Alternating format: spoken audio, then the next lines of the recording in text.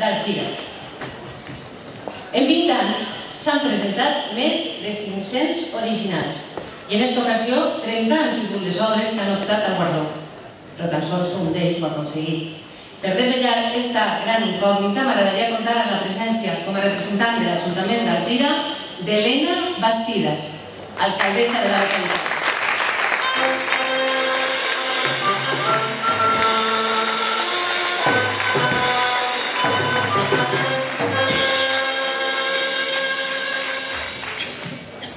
Ascensió Figueres, presidenta de l'Acadèmia Valenciana de la Llengua, Sílvia Cavaller, directora general del llibre, autoritats, responsables de Bromera i patrocinadors de les diferents modalitats dels premis literaris, senyores i senyors, molt bona nit a tots.